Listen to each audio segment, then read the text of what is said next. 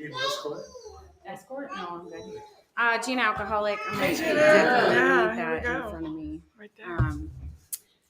Thank you, Kim, for asking me to speak here. I absolutely hate sharing in meetings, like my least favorite thing in the whole entire world.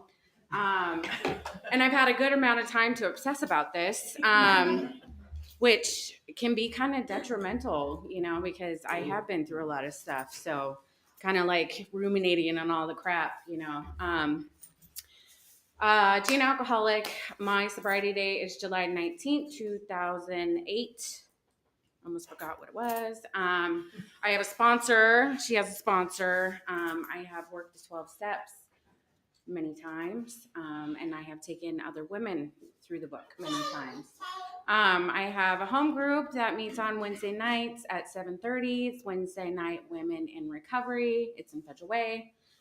1 hour, which I'm super pumped about. Yeah, so I can't lie. My grandma's here, so I got to keep it straightforward. Not gonna lie, when you have your parent here, you gotta. It's a little nerve wracking, Grandma's heard my story once, but it always makes me nervous. So I grew up with my mom and my dad.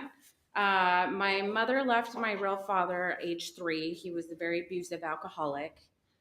She then remarried, and my stepfather, and he turned out to be a very abusive alcoholic as well.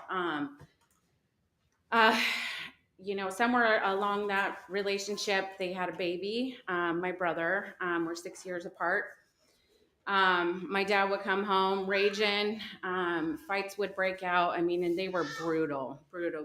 And I remember I'd take my brother in the other room because I didn't want him to have to see my mother get the shit beat out of her. And I didn't want him to grow up being like that way towards women. My mom turned to crack cocaine in an attempt, I would think, to cope with what was going on at home. That kind of added to the dysfunction at home.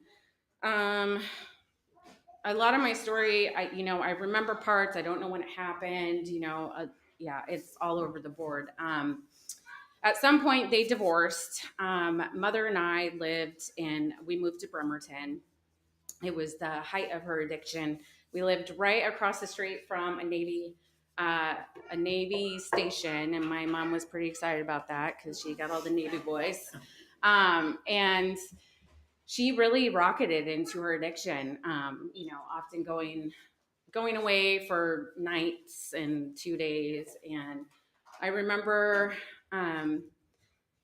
vividly like thinking, when seeing my dad drinking and then seeing my mom use crack cocaine, which I saw a lot of things that a child shouldn't see. And I remember I'm never going to grow up and be a drug addict. I'm like, ugh, that's terrible. And so we moved to Bremerton. Mom didn't show up for a couple days. A family member called CPS. My brother and I went to a foster home. I forget how long we were there, and they were abusing us in there. And I quickly moved in with grandma and her sister, and my brother went with his stepdad, my stepdad. And he was now sober. He had to go through the divorce to get sober, but whatever. That foster home ended up getting shut down. So I was really grateful for that no kid had to experience what we experienced there. So grandma kind of took me on. I've been with grandma since a little before the age of 10. Shortly after I moved in with grandma, my mother was murdered. She was in the throes of her disease, and it took her out. So at age 10, it was pretty devastating, to me. And I went into a deep depression, super confused, age 10, I don't know what's going on. And,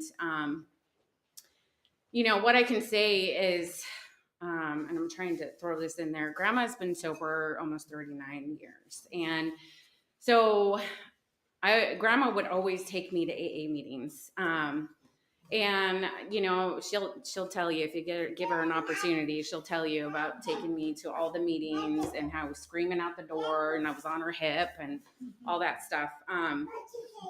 So age 10, like, I knew drugs and alcohol were kind of rampant and a thing in my family. And so after my mom passed away, I was having like really bad cramps. This was my first introduction to a substance, and I was having real bad cramps. And I remember my family member had came out and she said, well, do you want to do something that will take the pain away? And I was like, yes. Oh, well, I smoked a substance for the first time, and it was the first time, like, honestly, I felt like I could breathe, you know, and it was everything. And I wanted more of it.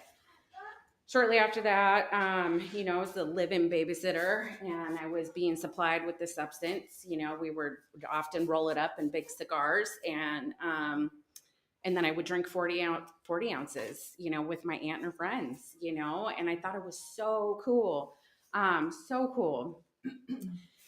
But and I would babysit, and then it'd be like, here, leave a little bit on the table, a couple brewskis in the fridge, and that was the start of it for me. Fast forward, went through a little bit in Phoenix, where my aunt and uncle were strung out on heroin, and I too was the live-in babysitter there and was supplied with many stuffs. And for first time I experienced this particular substance, and the route of admission, this person OD'd right in front of me. And then the paramedics came in and had to revive them. And, I'm 12. And I'm using with my other aunt and uncle, and, so it was very acceptable to me, very, very acceptable to me. Grandma did not know about all this stuff. She knew of the stuff of her children, but, not what they were doing with me.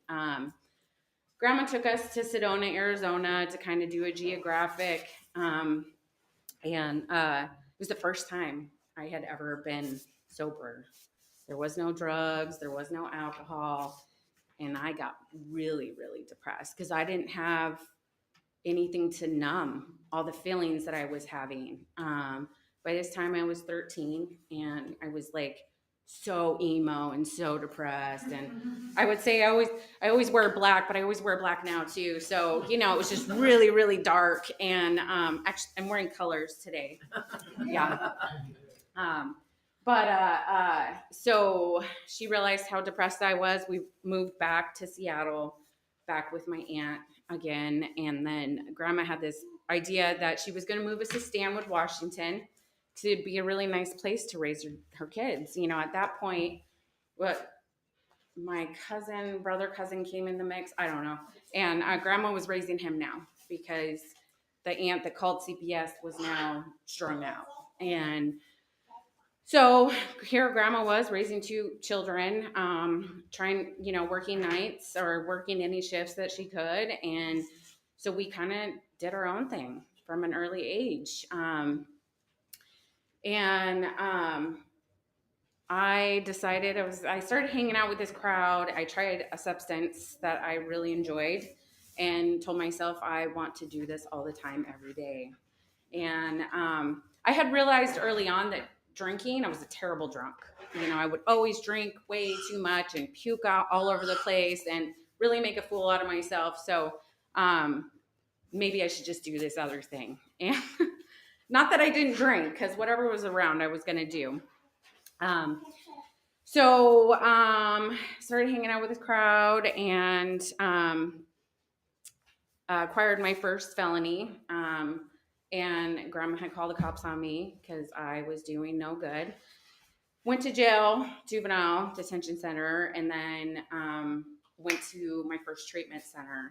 It was a lockdown 6-month treatment facility for females, I believe. I don't remember. I don't think there was any males there. And then after that, I went to recovery house. And so by the time I was out of all that, our house burnt down while I was in there. I had almost 1 year sober. And I was hanging out with these people and they started drinking. And I was like, well, nobody will know. Right. And I actually was at a gratitude banquet and read the 12 steps of Alcoholics Anonymous and took a 1 year coin and did not have 1 year. And that has been on my step work. But so fast forward, also lots of drugs and alcohol. After that, it was 2003. I had already like progressed. Was in 12th grade, was running away and stuff, and had decided that I was just not going to go to school anymore, and just kind of primarily focus on my drug of choice and not have any responsibilities. I was living in grandma's house still, and 2003. I won't go into a ton of details because I do want to get sober. So I got behind a wheel of my grandmother's vehicle and had my friend had called me and wanted me to come pick her up because her and her boyfriend got in a fight. And I had been up for 3 days. I had just smoked a substance and did a substance with a straw, and I took a shower, I had my PJs on, like I was ready to just chill and go to bed. She called me, needed my help, so I borrowed the car. Never had a license. Borrowed the car, went up to this friend. She told me we made up. Why don't you just chill and drink? And I'm like, well, and I remember vividly saying, if I drink, I'm not driving my grandma's vehicle. And then I drank. And then I thought it was a brilliant idea. And yeah, I could totally drive. We were drinking Bacardi 151.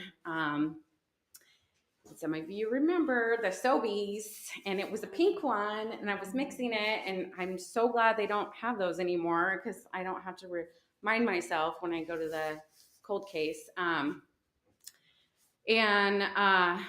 They wanted to have some makeup sex, and me and dude's best friend were going to roll around and smoke a substance. And, I was trying to show off, playing with the radio and stuff. And I hit a culvert. I flipped the car 3 times, and my passenger, his name was Joey, died instantly. I'm out of it. I'm totally in shock. Apparently I tried to run to the neighbors. I do remember a dog barking. I don't remember anyways.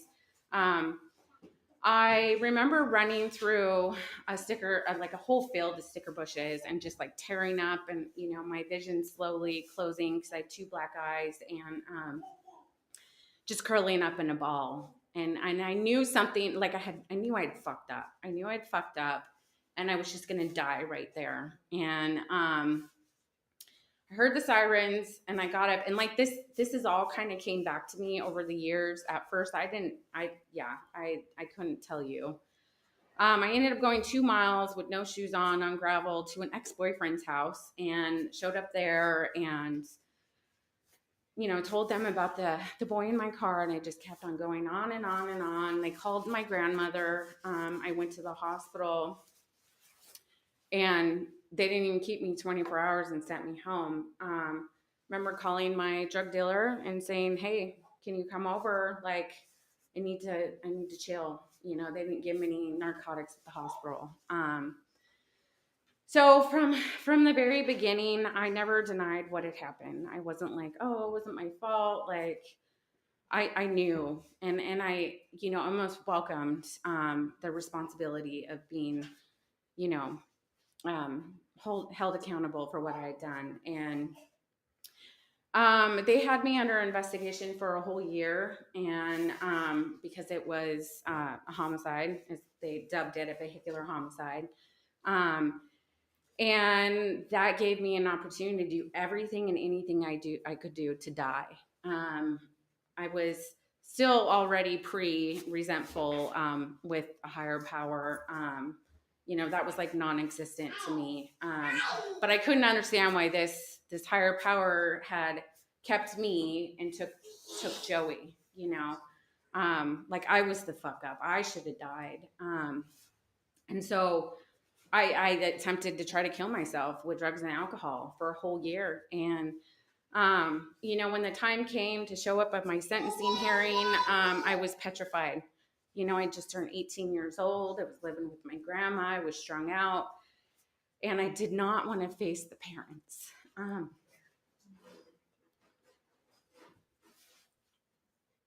Sorry. And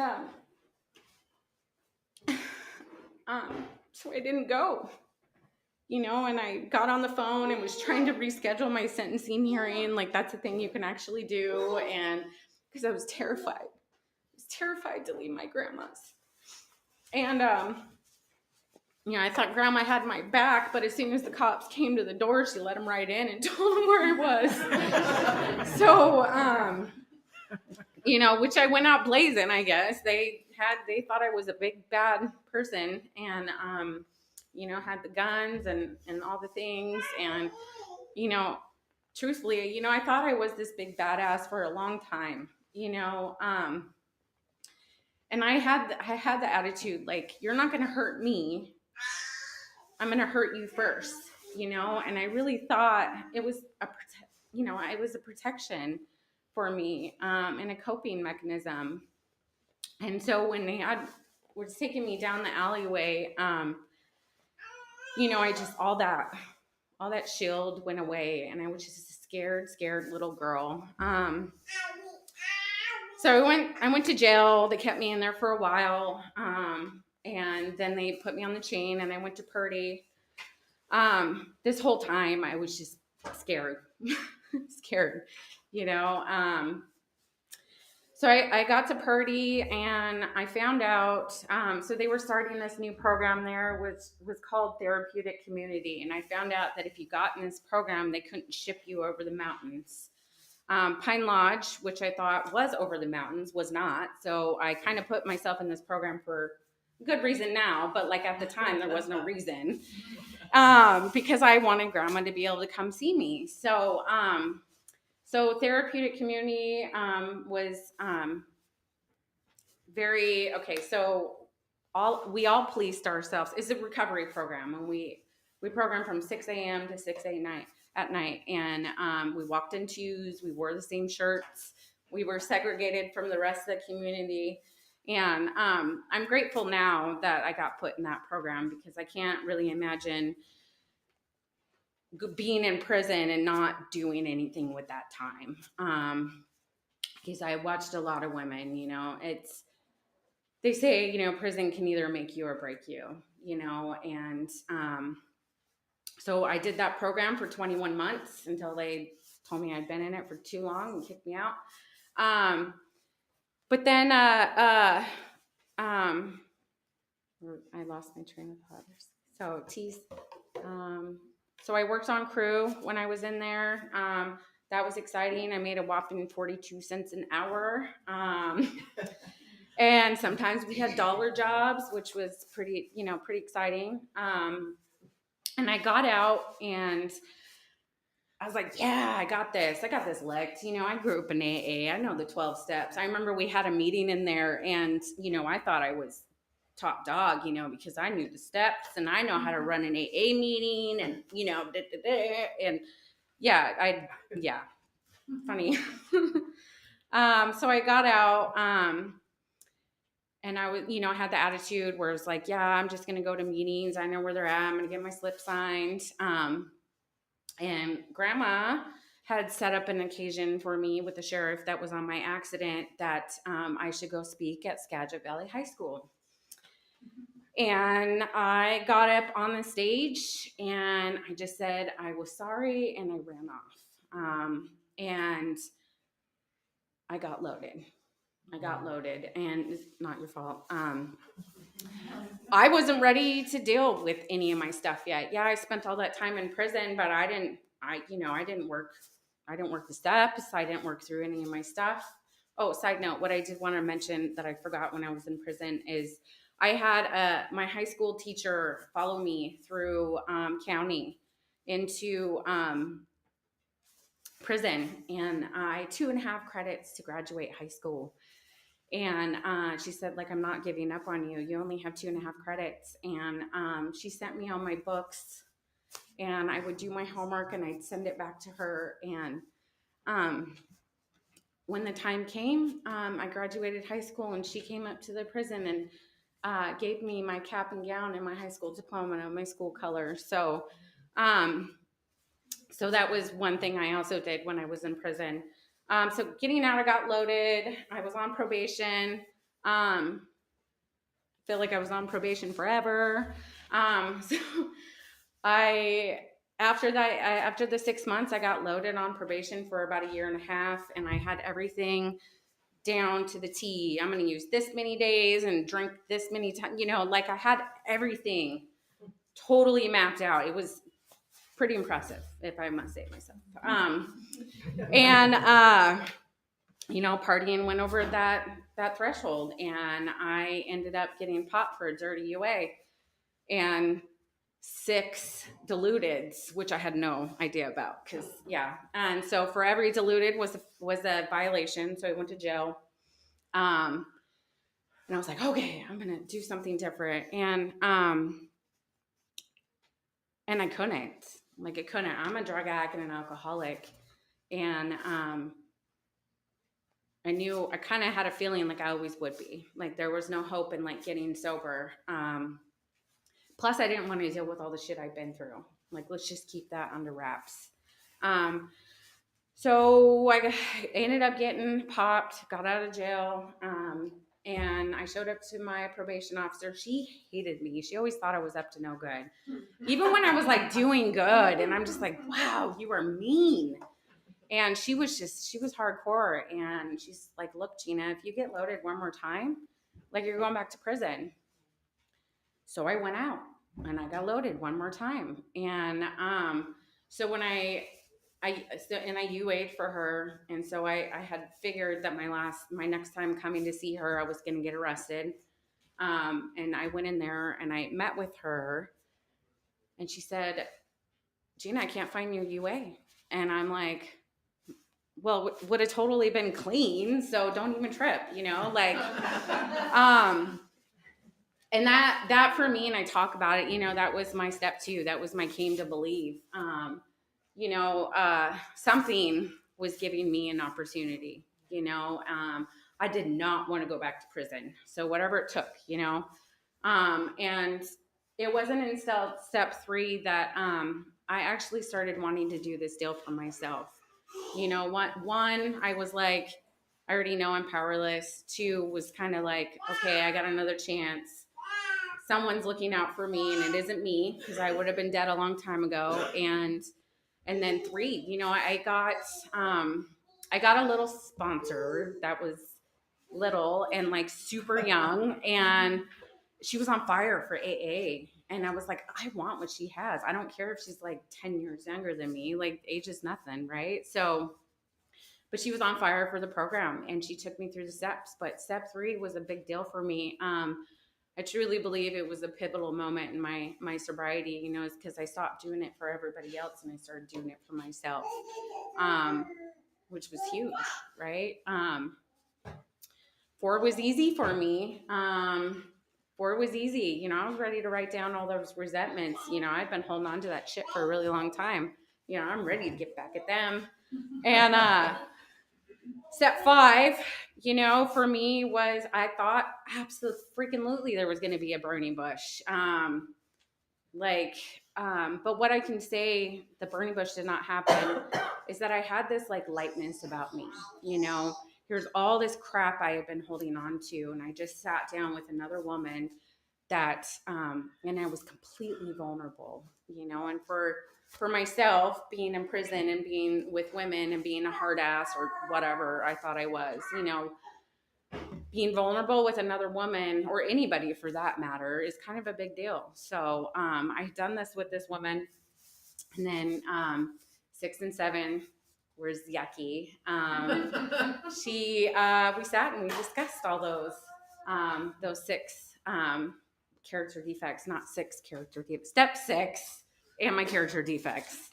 Yeah, I only have 6 of them. And, 7, it's just humbly, and for me, that's huge, man. That is so huge. When I got to step 8, that was really difficult for me.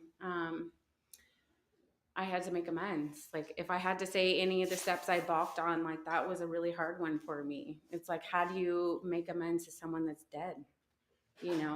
I had a no contact order with the family, rightfully so. But I wrote letters out to everyone, and the ones that weren't there, I burned. And today I kind of feel like my sobriety now, like I feel like I'm living for 2, you know, and it's, in a sense, it's a living amends, I so I pounded through 9. 10 for me, it's not to be a shitty person, and if I am, make it right. 11, I absolutely struggle with still. I'm going to be 100% transparent. Still, almost 16 years, I'm working on that relationship with what I think a higher power is. For now, I call it the homie, and like it knows, like, where I'm at with that, and like, the dialogue. I'll tell you what, I don't pray, but I was sitting in my car before this, and I was praying, and I was like, what is this? Yeah, I felt very odd. I've walked through, 12. 12, I've walked through taking a lot of women through the 12 steps. Some have made it, some have went back out, some haven't worked all of them. Right now I have one sponsee. A lot of them, I was on fire at a time where I would have like 5 sponsees, and I'm like, oh yeah, and that's I raised my hand. I used to attract a lot of the younger gals, and now I think maybe because I'm old, maybe I'm not getting as many. But I've walked through a lot of stuff in sobriety, and I've gotten to stay sober. Some of some of the stuff I've had to walk through. Right now, I'm taking care of my grandma. And it's a lot. I love her to death, but she's a lot. And I'm the only one. And I'll have to say, like, I'm incredibly blessed and grateful that I get to show up for her today. Because if I wasn't sober, that would not be me.